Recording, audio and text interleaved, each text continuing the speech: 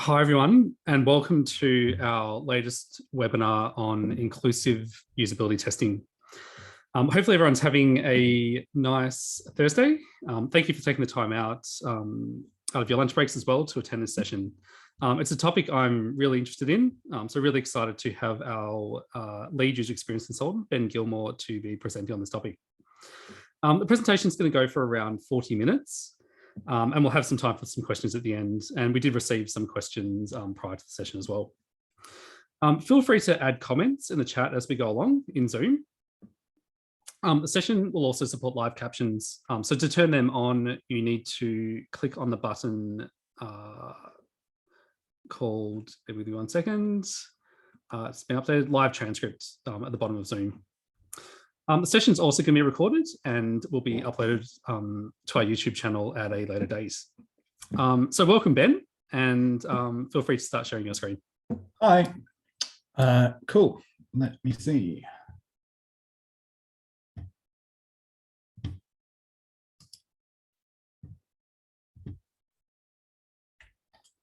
Bear with me.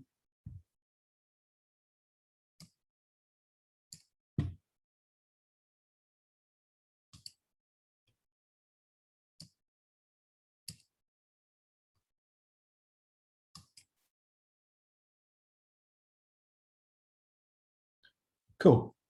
So as Josh said, just to check, everybody can see the slides. 3 monitors sometimes means I show on the wrong screen, which is terribly embarrassing. So as Josh said, we're going to be talking about inclusive design and usability testing. And we're going to go through some of the concepts that I think are really important around what is usability testing, how does it relate to accessibility, how many people are a good number when you're doing more inclusive usability testing. So thinking about the participants you want to recruit and the different functional groups that you'd want to recruit from. To start off with though, I thought we'd have a shot at defining what inclusive design is. Actually, before I do that, I should probably introduce myself a little bit more. So I'm Ben Gilmore. I've been working as a UX designer for about 22 years now. I'm from the UK. I've worked in places like the BBC, did a lot of work around sort of like the inclusive design for projects such as the BBC Sport and the design language that we use there, the sort of templates for the website. I've been in Australia now for 10 years, and I've worked in places like Telstra and Melbourne Uni and Seek and RACV. So quite a range of different jobs, but key to that is always kind of like coming back to this concept of how do we include the most diverse audience when we design. So this slide shows in the background a sort of variety of different faces. The key here is trying to convey that inclusive design is around diversity. So the background image is showing a range of faces.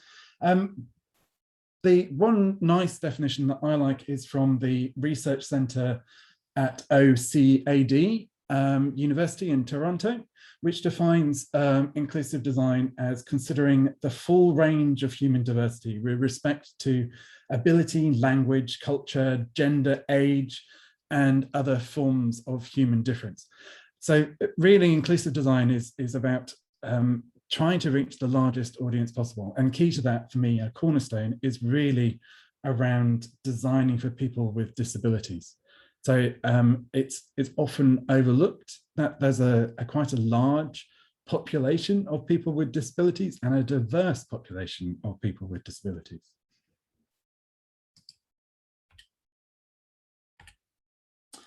So roughly 1 in 5 people in Australia have a disability. This slide shows a graph from 2015, which has the 10 largest cities in Australia. So the population of Melbourne is around, in 2015 was 4.35 million. Nowadays, it's just over 5 million. And the population of people with disabilities in Australia is 1 in 5. So that essentially, to put it into context, the population is akin to the entire population of Melbourne. And we have an aging population as well. The world at the moment has people live longer, and it is really with the aging population where diversity and inclusive design can start to become more important, because as we age, we tend to sort of deteriorate slightly, I guess. Eyesight is lost, different disabilities, etc. So when we think about inclusive design, we're not just reaching people with, we're reaching a large population of people, and a population that is essentially growing.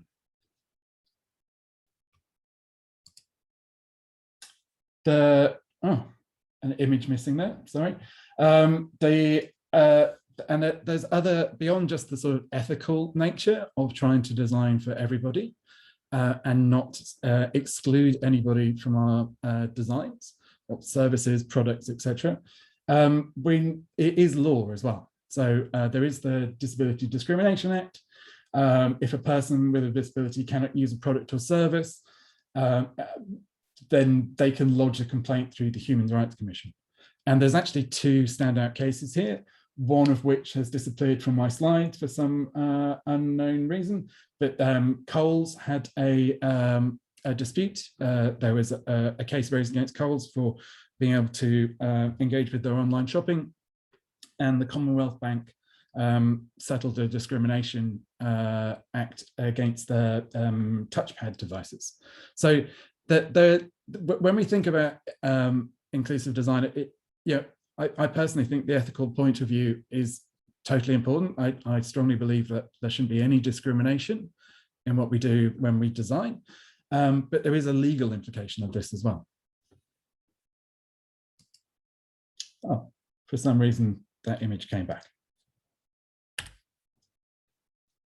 There's also, when we think about inclusive design, I've kind of touched on it in terms of the population, but one thing people might not consider is the market value. I know it might seem a little bit distasteful to talk about things in terms of money, but there is a large population of people, and therefore a large amount of spending power in the community of people with disabilities. So this slide shows a screenshot from a UK website, Purple Pound. It's an infographic which basically shows how the spending power in the UK. I actually can't find a comparative piece of research in Australia. But what it demonstrates is, like, for instance, in the UK, it's reckoned that there is £274 billion in spending power for people with disabilities. So as a group of individuals, it's not to be underestimated in terms of attraction in a new market. Typically, it always seems like it's with lots of digital projects and lots of websites, it's an afterthought that we look to design inclusively, and we look to make things accessible. It's becoming a lot more mature in recent years, and we've certainly seen that in our the requests that we're coming in. We're always very busy in the digital access team. Worldwide, it's estimated that people with disabilities have a disposable income of $8 trillion. It's a vast amount of money, and it makes it the third largest economic market in the world. It's massive. And on top of this, we have, and like I was saying, the aging population. So 50%, the research says that 50% of the wealth in the world is held by baby boomers. So as that generation gets older and older, they're going to need more and more support from an inclusive perspective. Which brings us onto the topic of extreme users. So there is, in design, there is a mindset and a methodology called design thinking, which is basically, it's moving through understanding your users, gathering insight and empathy to be able to design for them properly. But one of the things that I often see not really practiced or really understood is the engagement with extreme users. So I'll try to define what I mean by extreme users. Basically, when we think about average, it's not something that really exists. So this slide shows a picture of two men with different measurements, so height, weight, reach, torso, chest, waist, hips, and legs, and it shows a graph demonstrating that there is no one data point which pinpoints average. And this is kind of talked about in a wonderful book by Todd Rose called The End of Average. We as humans, we like to kind of segment our thinking and put people into boxes, but actually that's not really true. But everybody is a continuum. There's no one size fits all with humanity, which is great. It's an awesome thing, and it should be celebrated. And there's a really nice quote that I particularly like, is that our modern concept of the average person is not a mathematical truth. It's a human innovation, which might seem counterintuitive, because certainly if you work in marketing, we're always looking to design for the biggest average group. But the modern sort of theory on average is that it doesn't really exist. And a lot of this stems from a study they did for, I think, World War II cockpits. I think that's right, Josh. Is it World War II? I think that's right, yeah. Yeah. So they tried to design the perfect cockpit by going to do the measurements, the ergonomic measurements of several thousand pilots to determine how to design that. And what they found is exactly what this graph is showing, is that there is no average. Everybody is slightly different.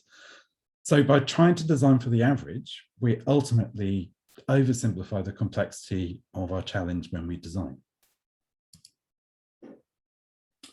So this slide shows a bell curve. So it's a graph which shows a curve of distributed average in the middle, which is what I mean by there is no average, because it's actually a bell curve rather than distinct kind of segmented demographics. And on the two sides of that, there's two shade areas which are showing like the extreme edges of that bell curve, and those extreme edges is where our extreme users live. So an extreme user is basically anybody who can pose an extra challenge to design for. So might have problems that aren't common or that are more extreme. So that means that the benefit of looking at extreme users means that if we look to the extreme and we design for them, we're actually designing a more robust product or solution, because we are designing for the extreme edge cases. So if it works for the edge cases, if it works for our extreme users, it's pretty much guaranteed to work for the people with less extreme needs. And this isn't something which is a unknown way of designing, and you can see it's practiced by some of the leading innovation companies in the world, such as IDEO.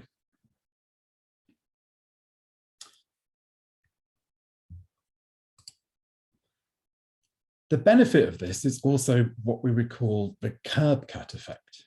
So by designing for our extreme users, we end up producing benefit for people without extreme needs or have related needs. So the curb cut effect is essentially it's the slopes that are cut into the road to enable people with wheelchairs to cross roads with ease. This is a photograph showing a woman crossing a public pedestrian crossing And you can see that there is a slope cut into the curb to enable the wheelchair access. And the core to this is by designing for the extreme case, which in this case would be a wheelchair user, you're benefiting a larger populace. So you're benefiting people, parents pushing their prams across the road instead of having to lever it off the edge of the curb and so forth. And you're also benefiting other users, such as anybody who's not particularly paying attention when they're crossing a road and might trip over the curb. More prevalent these days, particularly with mobile phones and people wandering around looking at that rather than where they're going. So the key thing here is by designing for the extreme, we are actually benefiting a larger spectrum of our users. And we also see this as something which drives innovation. So two really iconic products, the AeroChair and the OXO Good Grips kitchen tools. Both of these products originated by looking at the needs of extreme users.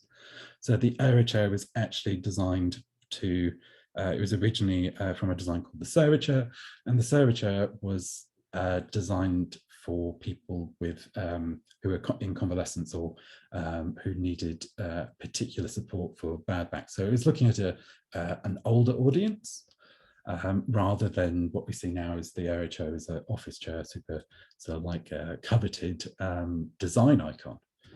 And the Good Grips kitchen tools, the designer whose name escapes me for the time being, he was designing, he discovered that in observing his partner using kitchen tools, that some of them were particularly hard to interact with, to hold.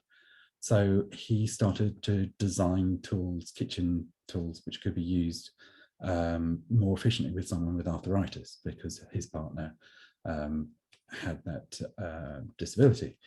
And out of that, you can, if you've ever had any of the OXO Good Grip tools, they are just beautifully ergonomically designed, easy to use and pleasurable to use, because they're designed in a way that don't put over too much pressure on your hand, are really nice to hold, they feel nice as well. So these two are just examples of how by designing for the extreme users, we kind of end up producing this benefit.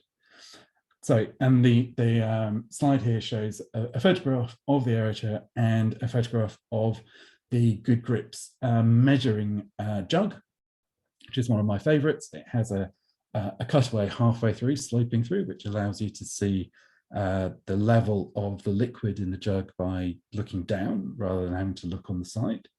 And it has that lovely, comfortable handle on it.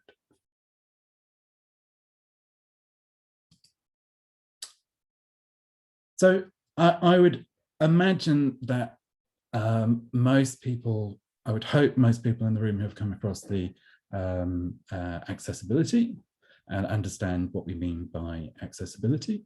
So essentially, when we talk about making something accessible, we try to conform to the WCAG guidelines. At the moment, we're in draft, we're in 2.1. I'm old enough to have worked in a situation where I think I was on, when I started designing, the guidelines were about 2.1 point something or other. And they are progressing and they are getting a lot more mature and kind of looking at user needs rather than conforming. When we talk about inclusive design, we want to be able to step beyond just guidelines. So guidelines will get you a very long way towards producing a good experience with people who are disabled, who have disabilities. But really, what we want to do is support the user experience, not just conform to a set of guidelines, but to actually design something which is good and pleasurable for an individual. There are crossovers between inclusive design and accessibility. So this diagram shows a Venn diagram which demonstrates the which shows the crossover between accessibility and usability. And overall, we would say that those two things live under the overall category of human-centered design, and there's a larger circle which encompasses the two smaller circles inside. So the following guidelines is going to get you, so it's going to get you to a certain point, but by actually engaging with people with disabilities and conducting usability studies with them, you can get a better insight into exactly what are the problems that you need to solve.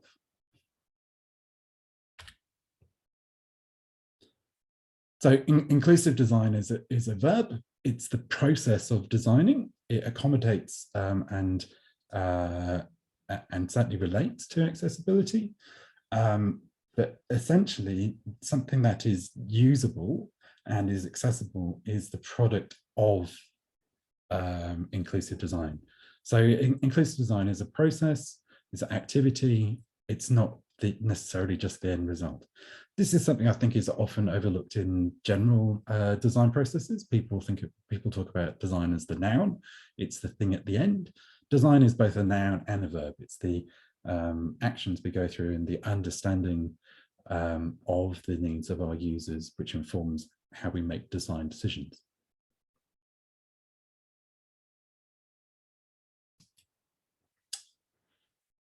So the next slide, crossing the convenience chasm, is a pyramid diagram, and it shows that the foundations of the pyramid are something which is functional, something which has to work and as programmed. And above that, you'd want something which is reliable. And above that, you'd want something which can be used, so is usable. At this point, we've got a kind of a chasm. So those things we would talk about as being objectively quantifiable. So you can measure whether you can complete a task. So this is core to the notion of usability, because usability is a qualitative research method, meaning that we find information through interviews and engaging with users rather than looking at numbers. So as we progress up through the pyramid, we cross what we call the convenience chasm. So this is trying to go beyond just something being functionally usable, so completing a task, to something which is convenient. So convenient meaning it's actually super easy to use and it works intuitively. This is the brown line of what makes a good experience. Something which is intuitive, something that doesn't take much thought to interact with. As we move up through the pyramid, we get to a point where we start talking about a pleasurable experience. So something which is memorable or worth sharing, that just feels like it's bespoke to me, something more personal. And then continuing up through that, you get to something which is meaningful or delightful. So this is what we aim for in UX design and in inclusive design, which is, it's a very, very closely related sister discipline. You're still essentially inclusive design, you're still trying to design for user experience, but you're designing with the widest, most diverse audience that you can. So emphasizing it's really not enough that people with disabilities can just access information or services. The aim should always be, how can we make the best experience, the most pleasurable experience, the most delightful experience? Sometimes these are challenging, but it certainly from a design perspective, we should always be aiming for something which is beyond just functionally needed. And this is where I see the balance between the WCAG guidelines and actually conducting usability studies and engaging people with disabilities in our user research, because we get a better understanding from a qualitative perspective of what that user needs. And we are being a little bit more bespoke in our understanding for our designs. Like I was saying before, this is not to dismiss the WCAG guidelines. They will get you a hell of a long way in the design process. And certainly from a coding perspective, you need to conform to them. Again, it goes back to some of those legalities. But really, I see the difference is getting a deeper understanding of how to support users during the design process.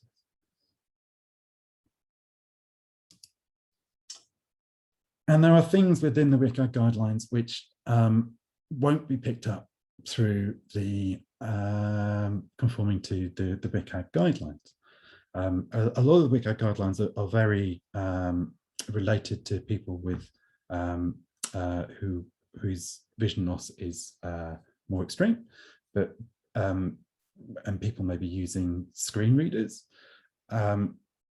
which it definitely needs to be, because they are that audience can have the most difficulties with using a website which isn't coded properly. But screen magnifiers is actually also a really large audience. So anybody who's using a screen magnifier to engage with content on the web or on an app, etc. And from my experience, people have use the screen magnifiers at a really high magnification. So if we just look at this example here, which is an expandable section on a website, I went for a hunt to see if I could find a design which I could use as an example, and this is just one that I randomly found. So what we see here is an expandable section, or what's often called an accordion pattern, because it expands like an accordion. And for someone who has no vision impairment issues, you can see over on the right-hand side, there's an arrow which gives an indication that this section can be expanded. But with a screen magnifier at a high resolution, they're going to see something more like this. So this slide is now showing that accordion sections now magnified to, like I think I magnified it to about 400%. And now you can see that all indication that this section has the indication it can be expanded is lost. So even though it's still functional and it would pass the WCAG guidelines, the user experience here is deteriorated, because I wouldn't know looking at this that this section could be interacted with, or that the interaction would include would show more content. To me, it's just going to be grey boxes with some years in. So it doesn't give me enough to really give me the affordance that there's something more that will be shown.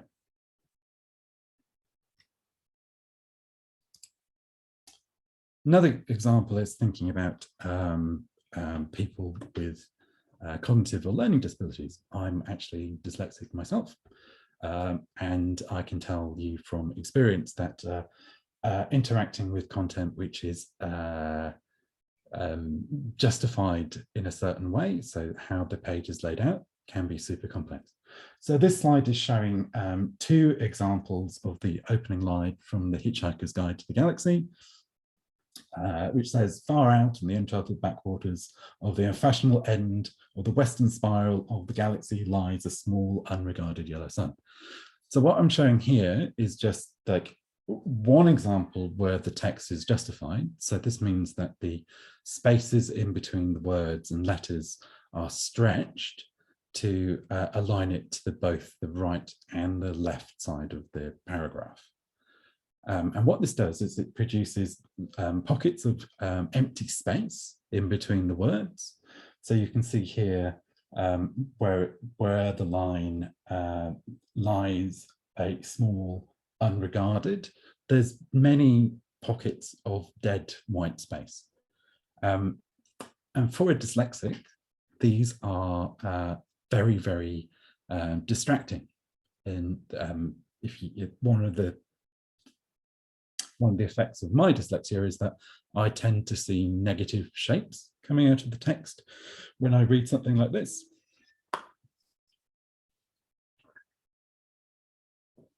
And it just impedes on the usability of my engagement with the content. On the other side, it's just simple left aligned text. So our reading pattern is always left from right unless we're doing multilingual sites, in which case the direction can change. But that left scan line is super important, that the left-hand alignment. But it's just easier for me to read, and for generally a guideline for designing for people with cognitive learnings, left aligned text is always a little bit easier.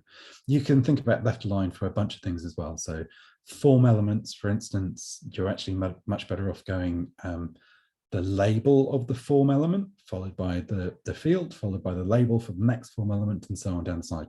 Because it just means it's easy to read and interact with, both from a dyslexia perspective, but also from screen magnifiers, who, if you align form elements to the right of your labels, there's this big empty gap where you're asking someone to basically try and hunt for your form elements. And it's just an easier pattern to read when it's written down.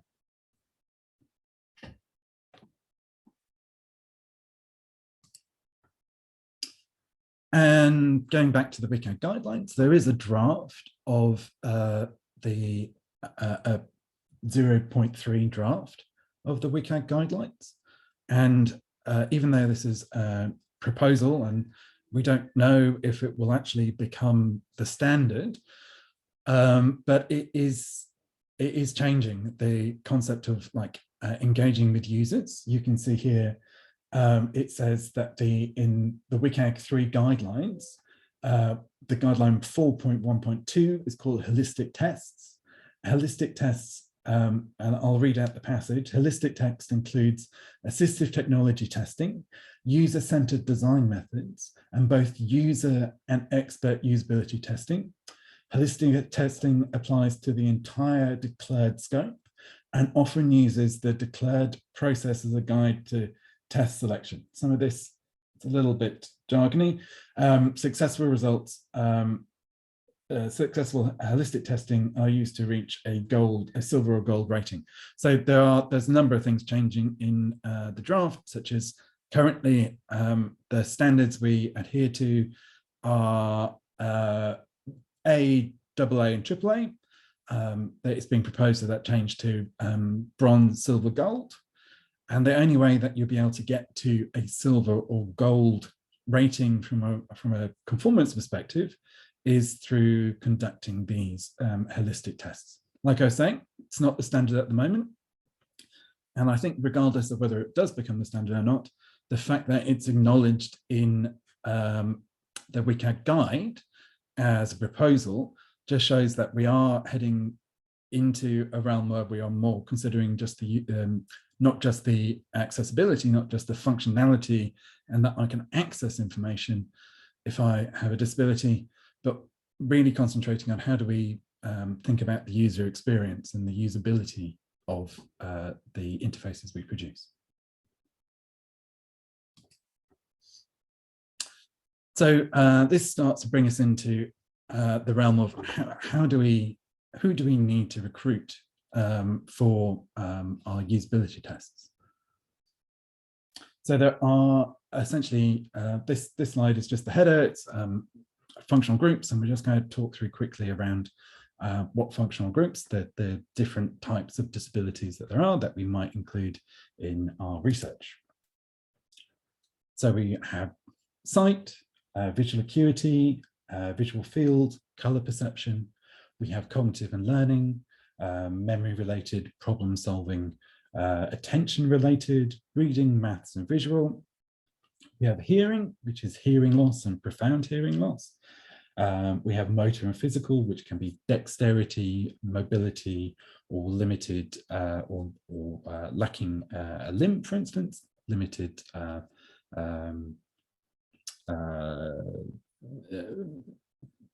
limited function to use a limb as well, or hand. It can be there can be speech related disabilities, so being able to articulate and the fluency of language, and the voice, and the recall and use of language and knowledge of language. There's also, it's often overlooked, but mental health is included in the functional groups. I believe that now depression, anxiety, addiction are classed as disabilities in Australia. So those are also things you need to consider when you're considering who to interview as part of a round of usability testing or research. Also need to consider what assistive technology your participants are using. So it's not enough to recruit one participant from the vision group when some of those users will be using a screen magnifier, and some of those users will be using something like JAWS, which is a screen reader. So this slide, it shows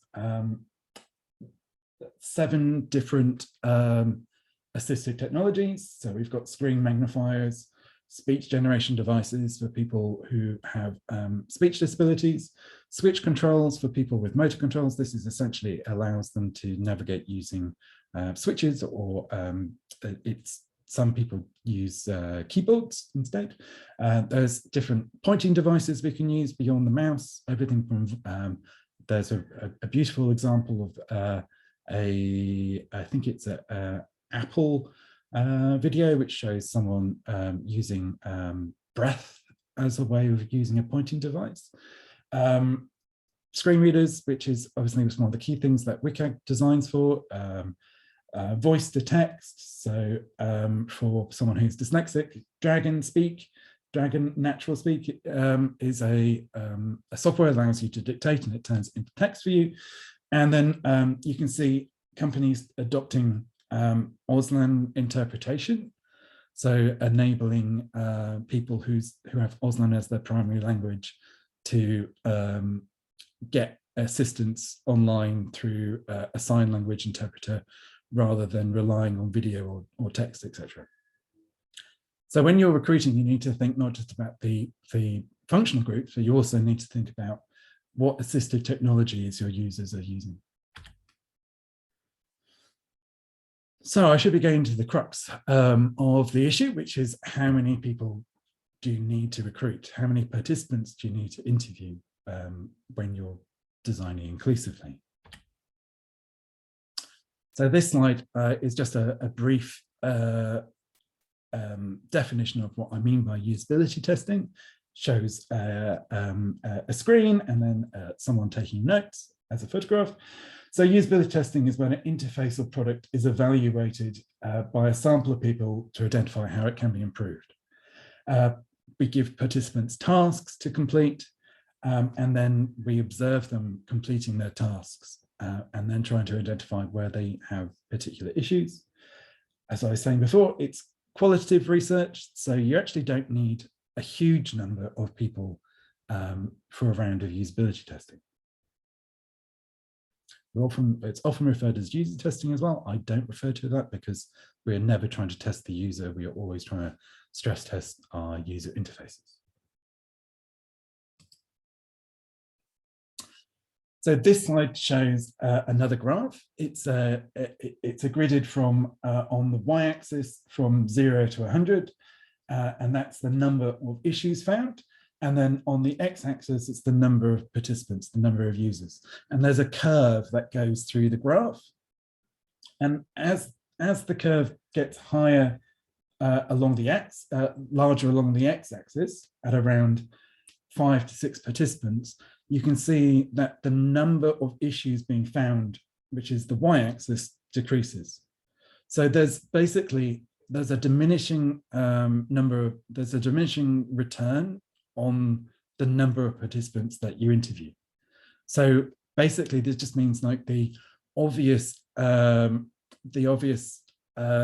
issues that we find when we conduct usability testing will become apparent really quickly at 5 to 6 participants. After that, and that's about 80%. After that, you're only finding the small outlying issues, and at beyond 12, you're really ever decreasing number of issues being found. So the sweet spot is around 5 to 6 participants. And this graph is actually from a renowned user experience consultancy called the Nielsen Norman Group. And it's been around for a long period of time. It's just, some people still think of usability testing as need to be statistically accurate, and that's not true. Because it's qualitative research, you're finding those issues at a smallish number of people. So just as you don't want to test with an army of participants to discover the minute nuances of all the usability issues, testing with one participant is actually massively problematical. You are going to find insights, and you are going to find some of the obvious usability issues, but there is a massive risk. So this slide just shows a profile image, an avatar image in the middle of the screen, just so demonstrating that the single person is not necessarily going to be enough to give you confidence in your findings. There's a risk of idiosyncratic behavior from that one individual, or mistakes that aren't representative. And also, you're only going to uncover a small proportion of those usability issues. Why we test with 5? This slide, why 1 is not enough. So this slide shows 5 of those avatar images, there's profile images. And it shows that there's interaction between the findings that you get. So there's arrows pointing between those images to convey that there's we learn more by having multiple participants. And this is one of the other reasons why I test with 5 is because we get the triangulation between the participants, the findings, and we have a higher sense of confidence when we do that.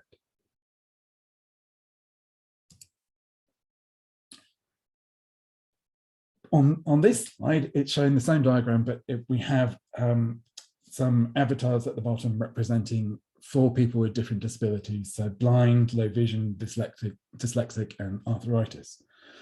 So this is what I typically see in the world of design, is that we only add people with disabilities to supplement rounds of usability testing. So we only have a handful of people, and it's quite often it's just one participant from a functional group. And the problem with this is that in that we've just discussed, testing with 1 produces issues because you can't validate. You don't know whether the issues you're finding with your participant who is a screen reader is idiosyncratic to that individual. So you actually need to test with more than 1 person from the different functional groups and different assistive technologies to get validation that you have usability issues. So this slide just shows 2 Venn diagrams. And we have, in the first Venn diagram, we have screen reader users from the vision functional group. And we have keyboard users who might not be able to use a mouse and interacting with the website using a keyboard. And there's an intersection between the 2. So the Venn diagram is showing that there's a common issue here, which you might encounter if you did usability testing with both types of participants. And one of these things might be the tab order. So how you navigate around the screen using the keyboard or the tab will be common across both these groups. The other Venn diagram is showing a dyslexic and that's from cognitive and learning, and then someone who might be someone who's has Auslan as their primary language, so someone with hearing loss, and also someone with English as their second language. So all 3 of those participants might encounter issues around how the content is written, if it's complex or using jargon, etc. Those 3 different participants might have the same problem. So we're seeing a little bit here of the curb cut effect, because by designing for 2 extreme groups, dyslexic and people with Auslan as a primary language, we're actually providing benefit to another group, which is people who don't have English as their first language, which is essentially the same as someone who is primarily Auslan. So the more diverse, the better it is. So this slide shows rows of more of those avatar images. So 3 from screen reader readers, 3 from screen magnifiers, 3 from cognitive, 3 from physical and motor. And then the other side, we've got 5 participants with no disabilities. So the key thing here is there is overlap here with what some of your users will find in terms of standard usability issues. So, there'll be some issues which are common regardless of disability, and particularly you'll find that people with motor impairments and say cognitive and learning screen magnifier users, they will encounter some of exactly the same problems as someone without a disability. So you're going to get to that sweet spot of around 80% of usability issues by testing with these participants, just as you would if they weren't involved in the round of usability testing. But then you also are going to be capturing around 80% of the issues which are more related to the disability. So what I'm suggesting is actually we should inverse our way of thinking about usability testing. You consider the benefits we get from our extreme users and the extra rigor that we apply to our designs by testing with people who have potentially more extreme needs. So this is the slide I was showing before with the standard grid of 5 participants that we see quite often in usability studies, and again the 4 extra participants that are seen as supplementing that round of usability testing. And I think we need to move from this to this. So this diagram is describing groups of people from the different functional groups. So we've got 4 people from the screen readers, grouping 4 people who use screen magnifiers, 3 people who use screen magnifiers, 3 people from a physical motor functional group, learning, and 3 people from learning and cognitive. And I would also suggest supplementing that with 2 people without a disability. So they give us a sense, they give us a more rigorous round of testing, because we actually then will know where these problems are aligned, whether they're to do with the functional group or whether they're more holistic. But also, because you're going to get some of the overlap that we discussed earlier, that you're going to get some of the same findings, you need to get to a state where you've got a confidence level that you're reaching that sweet spot of about 6 people who can interact with your designs from a standard usability issue as well. So our recommendations is to test with about 15 participants. I think you would adjust this according to the projects you're working on, but 4 screen reader users, 4 screen magnifying users, 3 from a learning and cognitive perspective, 3 motor and physical, and 2 participants with no disabilities. And you would also need to then think about supplementing those participants with 3 people with hearing defects according to the project you're working on. If there's a lot of audio and visual, you definitely need to include people with hearing loss. And you should definitely consider people with Auslan as their primary language. Depending on the project, 3 people with a speech disability, and then maybe 3 people with mental health disabilities as well. So I've got a little bit over time, but we've got about 12 minutes for questions. Over to you, Josh. Thanks, Ben. That was great. So we did receive some questions prior to the session, so we'll just choose a few of them first, and then we can go through some of the live session questions as well. So firstly, We had a question, how could you test inclusively during low to mid fidelity prototype phases? That's a really hard one, particularly from a screen reader perspective, because they need well-formatted HTML to be able to, for the screen readers to read effectively. There are some things we've been experimenting with, such as using Word docs as a low fidelity prototype. For all the other participants, the different functional groups, there shouldn't be that much difference, because you don't need functioning HTML for them to be part of your usability tests. Great. Next question was, the challenges of testing via Teams/Zoom are real. This is very, very relevant at the moment with a lot of lockdowns around the country. Any tips/hints would be greatly appreciated. Yes. So generally, there's really not that much difference between testing with people with disabilities over Zoom or Teams as there would be anybody else, apart from people using screen magnifiers. So because the screen magnifiers is operating at the OS level, the operating system level, Zoom and Teams won't show exactly what your participant is seeing if you're interviewing over Zoom. Otherwise, there's the standard things of it's harder to see the body language, and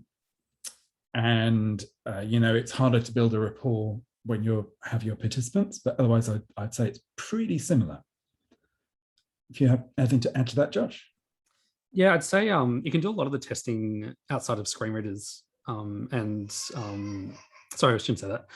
Screen reader testing actually works really well over Zoom. I've run a number of sessions. You obviously miss out on some of the in-person body language side of it, but one benefit of the remote testing is we can actually recruit people from other cities, other states, and also rural areas. So it's been great to be able to recruit participants who are, in a small town in Northern Territory, or I'm based in Melbourne. So that's been a huge benefit as well. In terms of tips, yeah, you miss out on the body language stuff, but I guess it's just making the participant feel comfortable. They're sitting in front of Zoom. It's being recorded often, but otherwise, yeah, the sessions should be able to use the same techniques as you do otherwise. Okay, I'm going to move on to one final question that was sent beforehand. I'll group two questions together. So any strategies on how you can get buy-in from the business? So for example, executives, managers, colleagues, that inclusive design is worth doing and it's not difficult to do. I'll tie that in with another question around also how we can motivate others to adopt inclusive usability testing practices. Yeah, it's a hard one, and it is something I've encountered a lot of over the years. I think you've got a couple of levers there in terms of, so for me, that I know business doesn't always think about ethics, but it is a big one. And then you've got the market sides, which I don't think people understand. So that's another good one from a business perspective. And then the legal side, you're designing to reduce risk. You're designing to not be sued. The biggest way I've ever seen people really get on board is probably through observing usability sessions with people with disabilities, just to discover quite how bad a situation can be on what's being produced on a website or a UI. I think empathy, when you can use that, is actually it's probably the most evocative tool to get people on board with inclusive design. Okay, so we might move on to just some questions we received during the session. So we've received a couple of questions around how mental health might impact or affect design. Yes, so I in that, design isn't just the UI. Design is the user experience. So we don't just design the thing that you see on the screen, we design the whole, it should be the experience. It should be everything you interact with. So for instance, there are dark patterns which can trick people into thinking they're getting a bargain by signing up for something, or you could think about designing to reduce the amount of screen time that people are spend interacting with their screen. So it might be less around the UI patterns, although certainly you can design with more soothing colors, for instance. It's really about thinking about design a little bit more holistically when it comes to mental health. Yeah, and I'd add in as well dark patterns, and it's a bit of a jargon term, but basically when design is used in a way to manipulate behavior or trick people into doing things, or comes across as a little bit aggressive. So an example of a dark pattern is a clickbait headline that's maybe designed to be polarizing or establish like an emotional response from whoever's read it. Those can actually really heavily impact some people in that mental health group. Another example could be, signing up for a newsletter. So a pop-up's displayed on the screen and it says, do you want to sign up? Or there's two options. It says yes, or no, I will do this later, or no, I don't want to receive a 10% discount. So anything that's kind of trying to really heavily pressure somebody into doing something is another example of where how design and user experience can impact mental health as well. Yeah, and there's that nice comment down there from Pieter, that the cognitive overload on design can affect anxiety. So these are just things you want to bear that in mind, and you don't want to discriminate against the audience who might have anxiety, particularly relevant over the last 18 months, I think. I also had a couple of questions around recruitment. So how can we go about recruiting people with disabilities for our usability testing? Yeah, that's also quite a hard barrier. So here we've built up a database of people, a panel that we often access if we want to do rounds of usability testing. And that's certainly one way of building up, of making it easier, is to try and have a group of people you can return to when you want to conduct testing with people with disabilities. Otherwise, reaching out for charities, they often will try and assist. Lena, Josh, what would your advice be? Yeah, I'd say reaching out to charities is one option. Another option is to go to forums. So occasionally we've gone to, there's a forum, for example, that people who use screen readers and magnification software often post on. So you can sort of post recruitment with a screener there, potentially through social media as well. That can be a good way to find people. It can require a little bit more effort. And it is something we are starting to look at, how we can better support our clients as well in this particular area. Another option is also, if you can maybe establish a panel of people through, if you do have a custom database. Some of my clients do actually have a group of people, like I know some of the banks who they regularly go to for feedback and to help them on their decision making. Okay, I'm just conscious we've gone 1 minute over time. So we might finish up here. There were some further questions we've seen, which we'll try to address up in a follow-up email. There's also a comment around possibly doing another webinar, maybe going into a bit more detail on some of these topics. We'll certainly be looking to do that. So this is a real focus for us at the moment on putting out more information resources on how people can do user research, which usability testing is a part of, with people with disabilities in inclusive ways. So do look out further for more information about this. I should also mention, Ben also put together an article to complement this webinar. So it's in our blog section of the website at visionaustralia.org/digital access. So go there. We'll be posting lots more articles and putting up lots more resources around this topic in the future. And also we do run a course on inclusive design. I should mention it's an 8-hour course. We usually run it publicly and in-house. Public one runs at 2 hours a week, where we go into a lot more detail, some of the topics that Ben's covered today. Yeah. So yeah, thanks everybody for attending. Really appreciate you taking the time out of your busy schedules. Feel free to also email us a question afterwards if you haven't and you haven't thought about it during the session. Otherwise, we look forward to seeing you in our future webinars, which should generally be running monthly across the year. So thanks, Ben, and thanks everybody for attending. And yeah, we look forward to hearing from you and seeing from you in the future. Great. Thanks.